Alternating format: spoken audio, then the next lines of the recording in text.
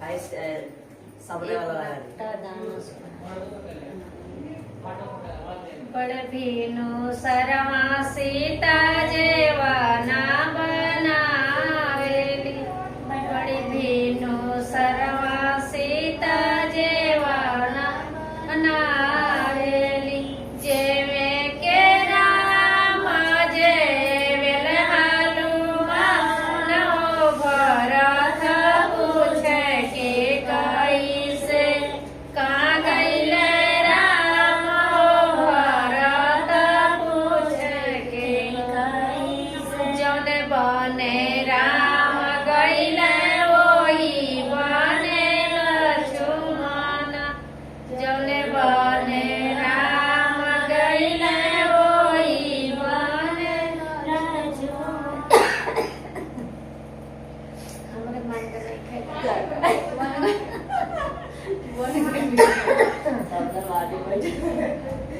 काले तो पड़ी सही अनाज पड़ पाए ऑप्शन है ज्यादा पड़ता नहीं कौन करेगा इसमें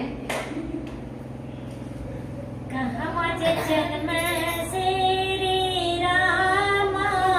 तक हनुमान तक कहाँ मजे जन्म राम तक कहाँ मजे जन्म लगता गलो में कहाँ जाता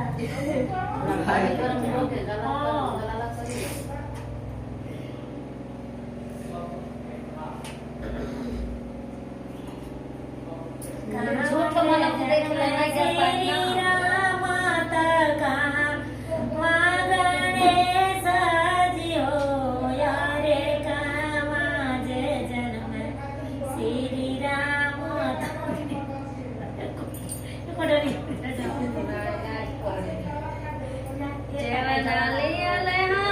खड़ी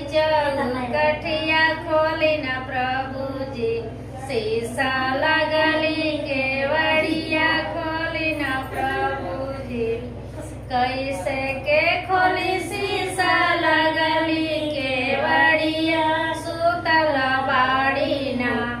संग शीतली रानिया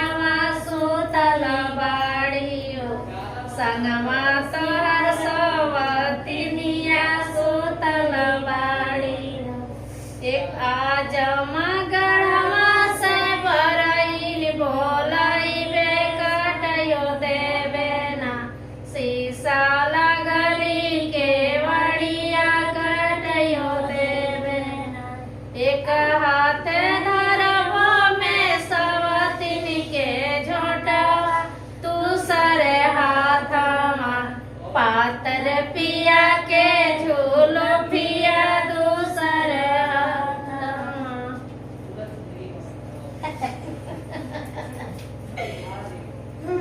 नहीं मान के गाओ अब देखा तने सास एको नहीं खेडाले लायक के तरह बनावल जाए की पौड़ी।